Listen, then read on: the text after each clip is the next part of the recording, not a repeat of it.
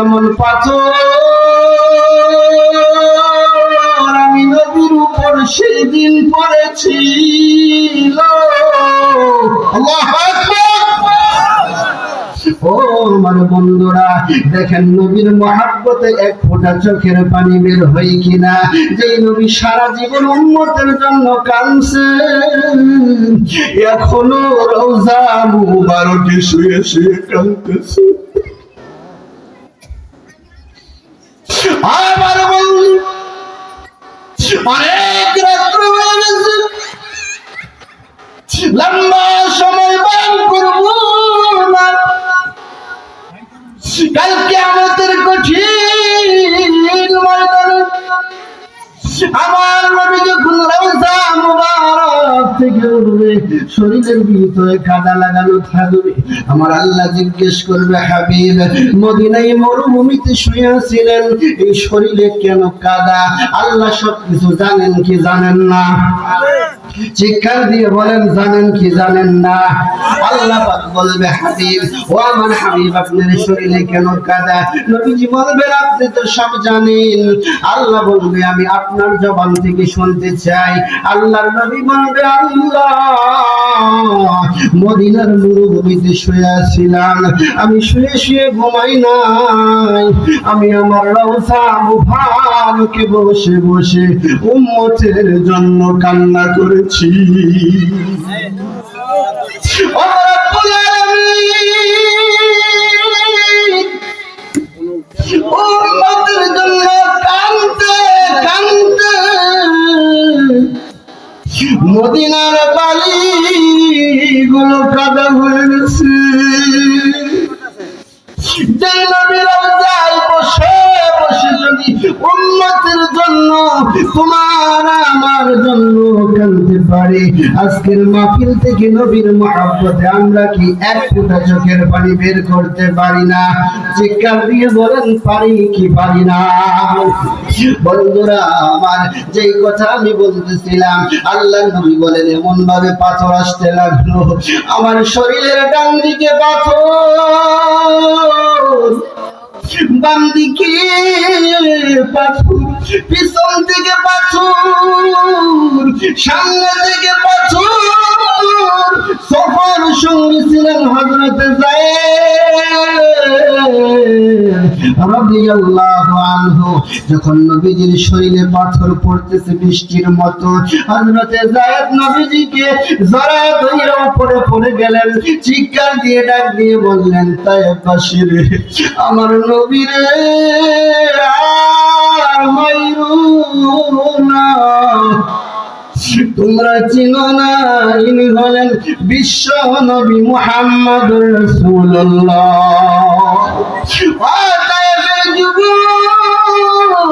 তোমাদের যদি মারতে মনে চাই, আমি যায়েদকে মেরে ফেলো, কোনো দুঃখ নাই, আমার নবীরে তোমরা মাইরো না। এইভাবে ফিরাইতেছেন, তিনিও আর পারতেছেন না। আল্লাহ নবী পাথরের আঘাতে আঘাতে বেহুশ হয়ে গেলেন। এইরকম বেহুশ হয়ে গেলেন, অজ্ঞান হয়ে গেলেন। হযরত যায়েদ মুখের কাছে কান লাগায়া তিনি শুনতেছেন, নবী কথা বলেন, অজ্ঞান হয়ে পড়ে আছে। নবীজির শরীর থেকে রক্ত ফিলকিয়ে দিয়ে বের হইতেছে। হযরত যায়েদ আঙ্গুল দিয়ে নবীজির চামড়ার ভিতর থেকে পাথর গুলিয়ে আনতেছে। কিছুক্ষণ পর নবী আমার চিৎকার দিয়ে উঠছে, যায়েদ, তুমি কি করতেছো? যায়েদ বলে, নবী গো, পাথর গুলি আপনার শরীর থেকে বের করুন। আল্লাহর নবী বলেন, যায়েদ,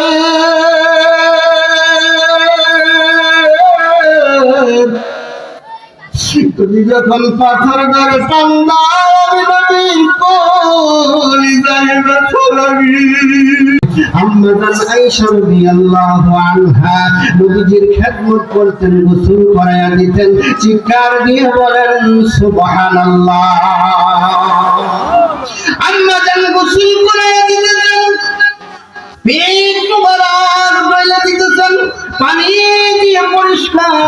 করে দিতেছেন, গোসল করে দিতেছেন।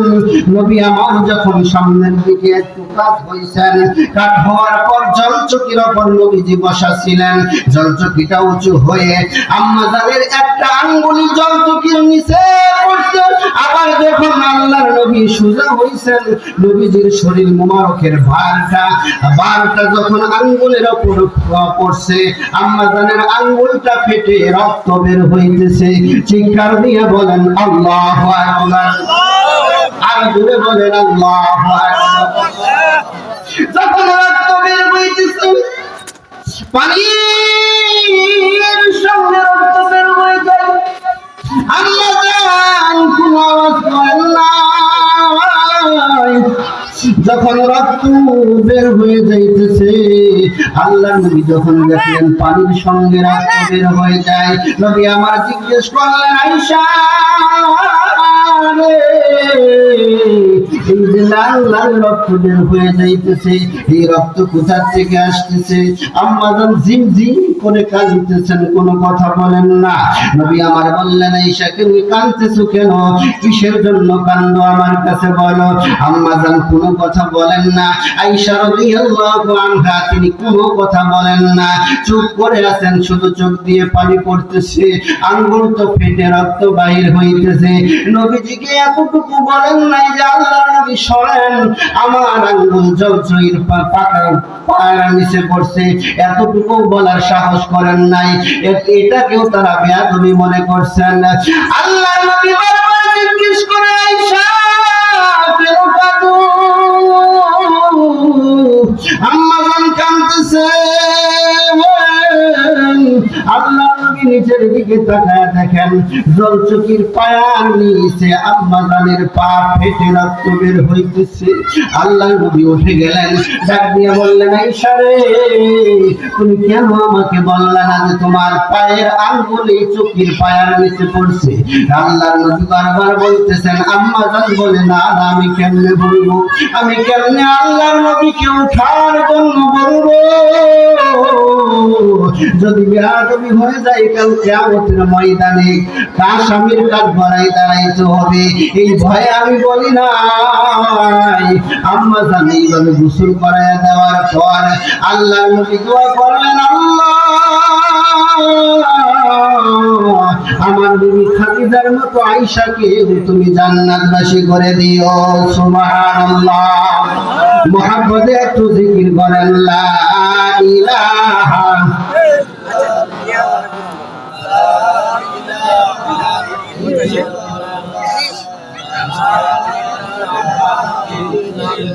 আর জোরে লা ইলাহা, যার দিলে আছে আল্লাহর ভয়, আল্লাহ আল্লাহ সব সময়, যার দিলে আছে আল্লাহর ভয়, আল্লাহ আল্লাহ সব সময়। আহার নিদরা ভালো লাগে না, দুনিয়াদারি ভালো লাগে না, ভালো লাগে শুধু এক আল্লাহ, লা ইলাহা মুহাব্বতে লা ইলাহা, আর জোরে লা ইলাহা। বলতেছিলাম বন্ধুরা আমার, আল্লাহর নবী দোয়া করলেন, আল্লাহ খাদিজার মতো আয়েশাকেও তুমি কবুল করে নাও। গোসল শেষ করানোর পর আম্মা জান নবীজির পবিত্র শরীর মোবারকে তেল দিয়ে দিতেছেন। যখন গাড়ির দিকে পিঠের দিকে তেল দিয়ে দিবেন, আম্মা জান দেখতে পেলেন কালো কালো দাগ দেখা যায়। সমস্ত নবীরা ছিল সুন্দর। সুবহানাল্লাহ বলেন, আর চিৎকার দিয়ে বলেন আল্লাহু আকবার। সমস্ত নবীরা ছিলেন সুদর্শন, সুন্দর, স্মার্ট, তাদের কোনো খুঁত ছিল না। আম্মা জান আয়েশা বলতেছে, নবী গো, আপনার শরীর মুবারকে কালো কালো দাগ দেখা যায়, এগুলো কিসের দাগ? আপনার কি কোনো কোনদিন বশম হয়েছিল কিনা, কোনদিন কুষ্ঠ রোগের ব্যারামী হয়েছিল কিনা। নবী আমার এই কথা শোনার পর কেঁদে দিলেন, চোখ দিয়ে পানি পড়তেছে। আম্মা জান আয়েশা সিদ্দিকা রাদিয়াল্লাহু আনহা বলে, নবী গো আপনি কেন কাঁদেন? আপনার চোখের কোনায় পানি দেখা যায়, আমার কথায় কি আপনি কষ্ট পাইলেন? আল্লাহর নবী বললেন, আয়েশা আমি তোমার কথাই কষ্ট পাই নাই, এই দাগগুলির কথা মনে করিয়ে দিছো, এই দাগগুলির কথা মনে করে আমার অন্তরে কষ্ট। সুবহানাল্লাহ বলেন। আল্লাহর নবী বলেন, আয়েশা রে তুমি জানো না এই দাগগুলি কিসে? তুমি তো জানো না এই দাগগুলি কিসে? নবীদের জন্য বশম হওয়া হইল হারাম, কুষ্ঠ রোগ আমি নবীর কোনদিন হয় নাই। আমার এই কালো কালো দাগ, এগুলো হলো ওই দিনের দাগ যখন আমার চাচা আবু তালিব দুনিয়া থেকে বিদায় হয়ে গেল, আমার প্রথম বিবি খাদিজাতুল কুবরা রাদিয়াল্লাহু আনহা বিদায় হয়ে গেল। আমি তখন ইসলাম প্রচারের জন্য মক্কার ঘরে ঘরে দাওয়াত দেই আর বলি লা ইলাহা ইল্লাল্লাহ। এই কালিমা দাওয়াত দেই, কেউ তো গ্রহণ করতে চায় না, কেউ পাথর মারে, কেউ চাবুক মারে, আবার কেউ আমি যখন মক্কার ঘরে তাসবিহ নামাজে দাঁড়াই, কেউ আয়েশা উটের নারী ভরে আমার গলায় ঝুলায়া দেয়, পেঁচায়া দেয়। কালিমা কেউ গ্রহণ করে না। আমি মক্কা থেকে একটু দূরে তায়েফের ময়দানে চলে গেলাম, যারা চেষ্টা করতে লাগলাম যে তায়েফবাসী দিন গ্রহণ করে কিনা। আমি তায়েফে চলে যাওয়ার পর আমি ঘুরে ঘুরে সারাদিন দাওয়াত দিলাম। আমি বললাম লা ইলাহা ইল্লাল্লাহু তুফলিহুন, এই কালিমাটা পড়ো আর মানো। যদি তোমরা পাঠ করতে পারো, অন্তরে বিশ্বাস করতে পারো, আর যদি আমল করতে পারো, তোমরা কামিয়াবি, তোমরাই হইলা জান্নাতি। চিৎকার দিয়ে বলেন সুবহানাল্লাহ। আমি সারাদিন দাওয়াত দিলাম, একটা লোকও কালিমা পড়লো না। বিকাল যখন হয়ে গেল, ওই তায়েফের নেতারা আমি মুহাম্মদের পাশে এইরকম ছেলে পেলে লাগায়া দিল, ডাক দিয়ে বলল, যুবকের দল, মক্কা থেকে পাগল আসছে। চিৎকার দিয়ে বলেন নাউজুবিল্লাহ। মক্কা থেকে মুহাম্মদ আসছে। আজ এই মুহাম্মদের শরীরে পাথর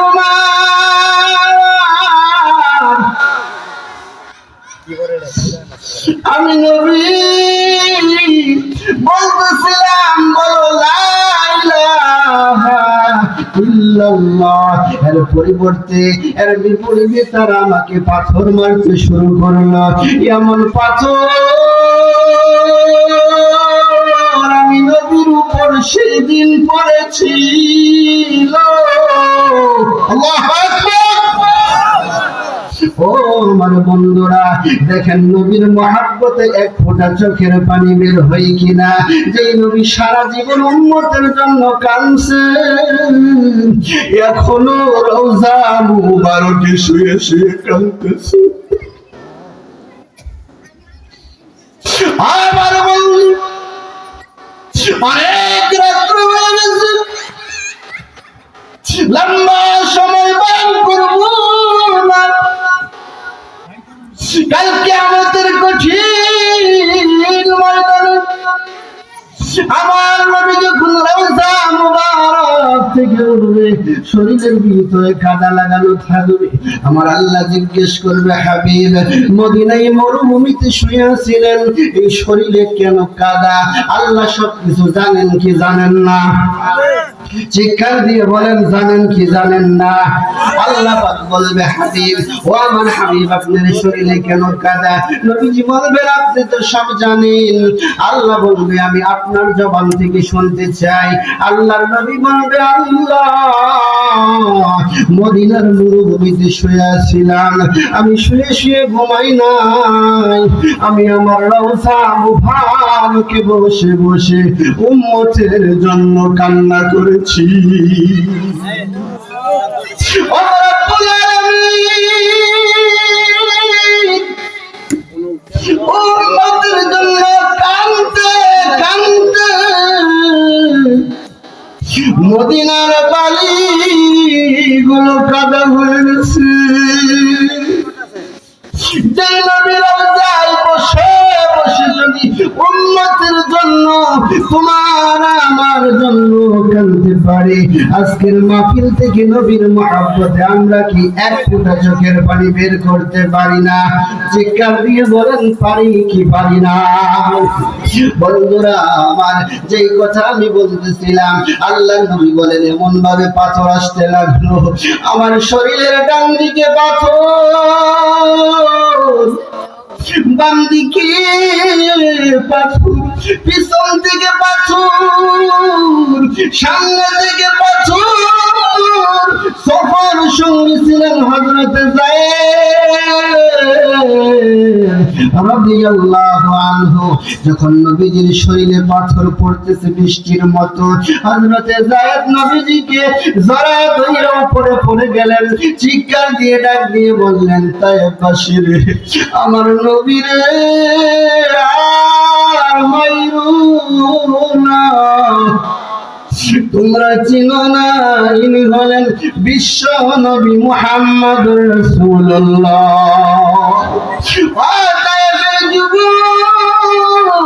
তোমাদের যদি মারতে মনে চাই, আমি যায়েদকে মেরে ফেলো, কোনো দুঃখ নাই, আমার নবীরে তোমরা মাইরো না। এইভাবে ফিরাইতেছেন, তিনিও আর পারতেছেন না।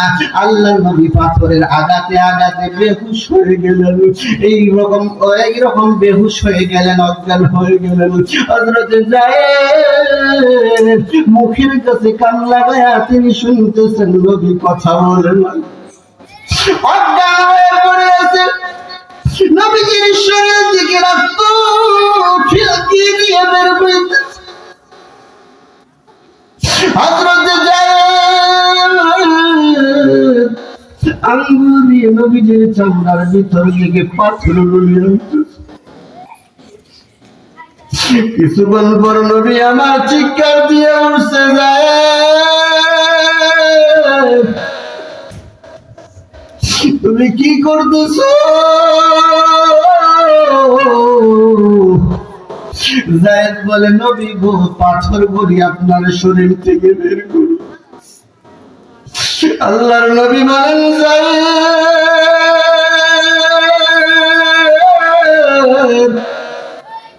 তুমি যখন পাথর ধরে টান দাও, আমি নবীর কলিজায় ব্যথা লাগি।